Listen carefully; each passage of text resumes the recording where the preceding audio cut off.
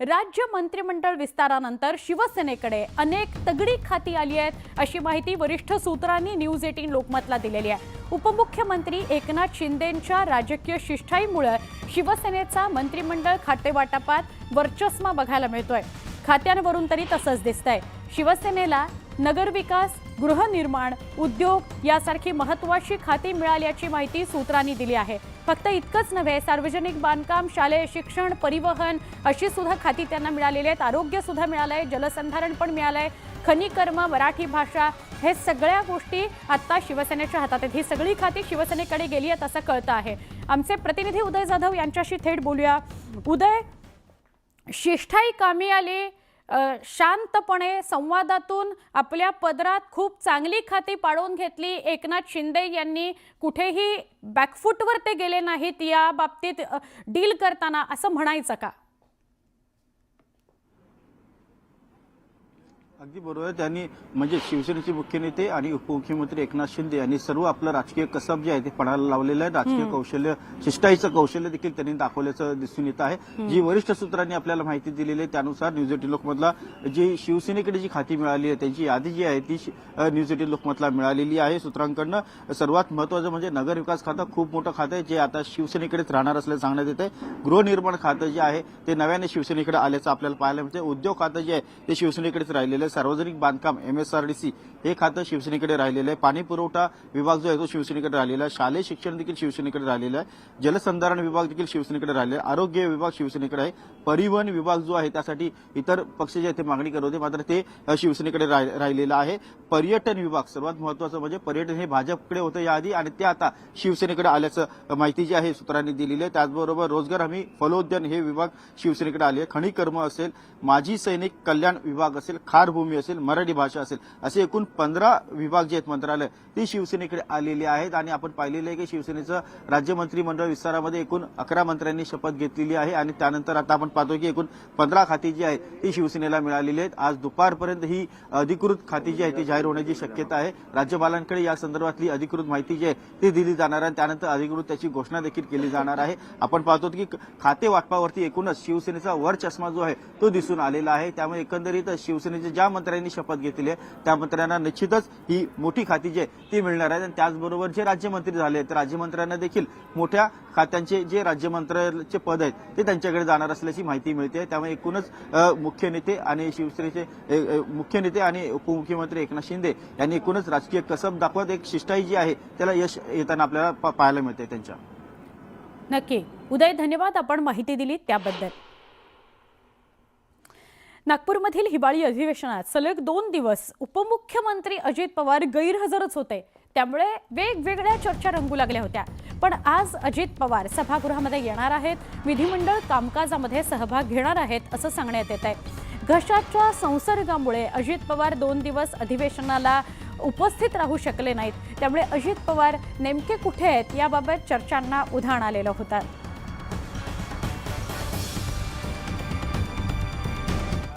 पीक विम्याच्या बाबतीमध्ये प्रचंड मोठा गोंधळ झालेला आहे, घोटाळा झालेला आहे। धाराशिव जिल्ह्यामध्ये एका ठिकाणी गुन्हा दाखल झालेला आहे आणि बीड जिल्ह्यामधला 7000 हेक्टर सरकारी जमिनी, गायरान जमिनी, त्याच्यानंतर मांजरा प्रकल्पाच्या जमिनी, या जमिनीवर वेगळ्या लोकांनी सरकारी जमिनीवर विमा भरून जवळपास 7000 हेक्टरचा विमा उचललाय। अशा प्रकारची परिस्थिती आहे। धाराशिव जिल्ह्यामध्ये 3000 हेक्टरचे गुन्हे दाखल झालेले आहेत, परंतु अद्याप आरोपी त्याच्यात अटक नाही। हा घोटाळा, महाघोटाळा मोठ्या प्रमाणावरती माझ्या हाती लागलेला आहे आणि त्याची एक प्रत माननीय अजितदादांना या ठिकाणी द्यायला मी आलो होतो। ती प्रत दिली आणि आता मुख्यमंत्री महोदयांकडे जाऊन सुद्धा या महाघोटाळ्याची चौकशी झाली पाहिजे। यातले जे आरोपी आहेत आणि CSC सेंटर आणि जे CSC सेंटर आहेत ते ठराविक एकाच तालुक्यातले आहेत आणि त्याच्यामधले विमे भरणारे लोक सुद्धा एकाच तालुक्यातले आहेत। नाही, मी अजून रोष कोणावर घेतलाच नाही ना। मी रोख आतापर्यंत कोणावरती घेतलेला नाही। मी काय म्हणतोय, महाघोटाळा झालाय, या घोटाळ्याची चौकशी व्हावी अशा प्रकारची मागणी उपमुख्यमंत्री महोदयांकडे या ठिकाणी मी त्यांना निवेदन द्यायला आलो होतो. निवेदन दिलं आणि संतोष देशमुखचा आज 10वा आहे. 10वा असून सुद्धा 10व्या दिवशी आरोपी अटक झालेले नाहीत. ते लवकरात लवकर आरोपी अटक व्हावेत आणि आजच्या आज एसआयटीची म्हणजे स्थापना होऊन त्या एसआयटीकडे लगेचच्या लगेच तपास जावा अशा प्रकारची मागणी आता आम्ही मुख्यमंत्र्यांकडे करणार. तुम्ही वाल्मिक कराडांचं नाव घेता. वाल्मिक कराडांशिवाय मी अद्यापर्यंत वाल्मिक कराड यांचं नाव घेतलेलं नाही. ज्यांनी घेतलेलं आहे त्यांना बोला. मी अद्यापर्यंत घेतलेलं नाही. मी फक्त हे विष्णू चाटे आणि इतर 6 आरोपींचा आका कोण आहे एवढं शोधून काढावा. ज्यावेळेस आका सिद्ध होईल आणि त्याच्यानंतरच मी त्यांचं नाव दादांच्या कानावर हा विषय घातला का? दादांच्या कानावर हा विषय घातला का? मी दादांच्या कानावर मी घालण्यापेक्षा मला वाटतं अगोदरच त्यांच्या कानावर सगळं आहे. त्याच्यामुळे तेही या बाबतीमध्ये सिरियस असल्याचं मला दिसलं. सारख्या आकावर आका अहो बोलतो. मी काय म्हणलो, या 6-7 जणांचा आका कोण आहे आणि त्या आकांचा आका कोण आहे हे एकदा चौकशीमध्ये तपास झाल्याशिवाय सिद्ध होणार नाही असं माझं मत आहे. आणि आज दसक्रिया विधी आहे.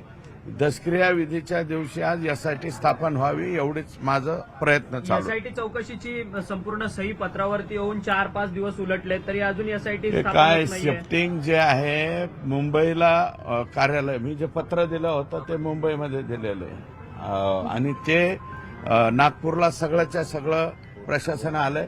पण काल ते पत्र राजूरकर साहेबांनी इथं मागून घेतलंय आणि आज एसआयटी गठीत होऊन सीएम साहेबांची सही होईल हा प्रयत्न माझा आहे. जिल्ह्याच्या नव्या मंत्र्यांकडून काय अपेक्षा आहेत? नाही, माझ्या जिल्ह्याच्या नव्या मंत्र्यांकडून काही अपेक्षा नाहीत. त्यांनी आमचं कोणतं काम करावं अशी काही अपेक्षा नाही. जनतेचं जे जे भलं करता येईल ते त्यांनी करावं एवढीच अपेक्षा. पंकजाताईंना शुभेच्छा देणार आहेत का? ते मी कालच सांगितलं देणार नाही. शुभेच्छा कशाला देऊ? त्यांनी माझ्या विरोधात काम केलं ना.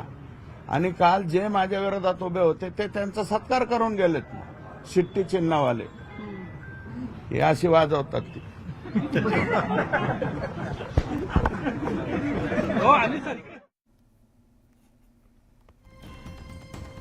या प्रतिक्रिया होत्या जे वेगवेगळ्या नेत्यांना भेटायला आलेले आहेत त्यांनी दिलेल्या या प्रतिक्रिया होत्या. कोणत्या विषयांवर आमच्या नेत्यांशी आम्ही बोलायला आलो आहोत हे सांगत होते. नागपूरला हिवाळी अधिवेशन सुरू आहे आणि विधिमंडळाचं जे हिवाळी अधिवेशन सुरू आहे यामध्ये आता काल बघा तुम्ही गिरीश महाजन असतील, भरत शेठ गोगावले असतील, दादा असतील, अशा अनेक लोकांच्या थोडासा प्रकृतीचा त्या ठिकाणी इश्यू आला. दादांना 2 दिवसांपासून थ्रोट इन्फेक्शन असल्याचं तटकरे साहेबांनी जे सांगितलं त्यामुळंच दादा 2 दिवस त्यांच्या इथल्या नागपूरमधील विजयगड निवासस्थानी मुक्कामी होते. आज सकाळपासून त्यांनी कार्यकर्त्यांना भेटायला सुरुवात केलेली आहे आणि समता परिषदेचे पण काही कार्यकर्ते भेटले, भुजबळ साहेबांचे पण त्यांना काही कार्यकर्ते भेटले. त्या सर्वांचं समाधान होईल अशा प्रकारे सकाळी 6 वाजतापासून आतापर्यंत दादा विजयगडला सर्वांना भेटतायत. त्यामुळे काल पत्रकार भावांना जी शंका होती की विधिमंडळाच्या कामकाजात दादा सहभागी होतात की नाही, तर ते आज विधिमंडळाच्या कामकाजात सहभागी होणार आहेत. शशिकांत शिंदेंनी आज सकाळी त्यांची भेट घेतलेली आहे. काय वाटतं? तुम्ही नेहमी जयंत पाटील येत आहे म्हणताय, आता काय शशिकांत शिंदे येत आहे का? आता काही गोष्टी न बोललेल्या बऱ्या असतात. शेवटी अजितदादा उपमुख्यमंत्री झालेत. सत्तेच्या बाहेर अनेक लोक आहेत जे अस्वस्थ आहेत. त्यामध्ये शशिकांत शिंदे साहेब पण आहेत. त्यामुळे ते गेले असतील की आता होऊ शकतं ना त्यांची पण मागणी असू शकते. काल मी त्यांच्याशी बोलताना त्यांनी सांगितलं की या सत्तेत जीव रमत नाही म्हणजे विरोधी बाकावर, म्हणून ते कदाचित आज दादांना भेटायला गेले असतील. ते जरी सांगत असतील की याचा कोणी अन्वयार्थ काढू नये ही सदिच्छा भेट होती, शशिकांत शिंदेसारखे नेते अजितदादांची उगाच सदिच्छा भेट घेणार नाहीत. पण कुठेतरी भुजबळ साहेब म्हणतात दिल में चैना नाही आहे त्याच्यामुळे ते राहणार नाही अशा पद्धतीचं तेही बोलत आहे. त्यांचं काय? भुजबळ साहेबांची नाराजी स्वतः दादा दूर करतील असं मला कळलंय. ते स्वतः त्यांना भेटतील. ते शेवटी वरिष्ठ नेते आहेत.